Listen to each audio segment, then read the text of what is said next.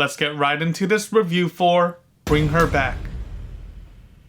Alright, so Bring Her Back is directed by Danny and Michael Philippou. They were the ones behind Talk to Me, which I know is a horror film many people found to be spectacular. Personally, I didn't love or hate Talk to Me. I honestly just thought it was a decent one-time watch experience. And yeah, the trailers and previews for their newest film, Bring Her Back, were pretty darn spooky and interesting enough for me to warrant the viewing at the theaters. And now that I've seen this film in its entirety, what did I think about the cinematic package here? Again, same as my experience with Talk to Me, this was a film I didn't love or hate. I found it to be a decent one-time watch experience, so let me break down as to why. Let's start off by talking about the positives to this film. First off, I thoroughly enjoyed the cinematography present here. There were some creative shots sprinkled throughout, utilizing the character's perspective, and I loved the shot when it came to the perspective of the visually impaired sister, so props to the camera work all throughout the various story segments. Another major positive was the entire cast involved. It's safe to say that all of them crushed their respective roles to absolute perfection. Sally Hawkins was great in this one as the antagonist. She did a great job to hold my intrigue through all of the story beats,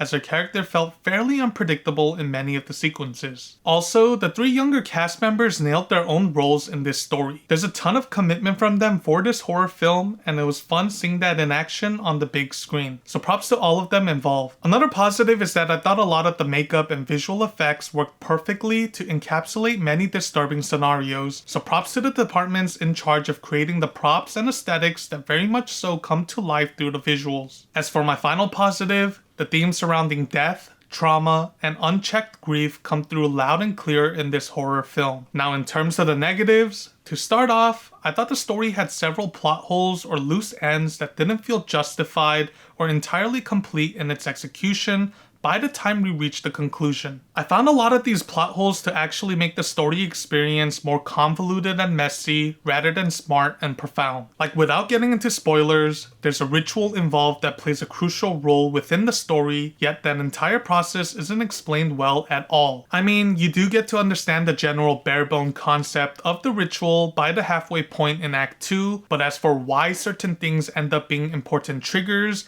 and the nitty-gritties behind the process were entirely left unsaid. And that made more for a bamboozling and frustrating story experience rather than a positive one. My other negative has to do with the overall conclusion. Not that it was bad per se, but I honestly was expecting a lot more, especially with all the intrigue and build-up we get in Acts 1 and 2. I just found the presented conclusion to be fairly predictable, and the simplistic outcome to the story just wasn't all too satisfying to witness. And as for my last negative, with how eerily arranged the trailer was and all the previews I read on this film, I honestly was expecting this to be a pretty darn horrific experience. But to my surprise, this might have been one of the lighter horror films I've seen this year. Sure, there are some gross visuals, but nothing that horror films haven't provided before. And for comparison's sake, I found the film Immaculate to be a lot more tense and disturbing than this. My final score for Bring Her Back is 7 out of 10.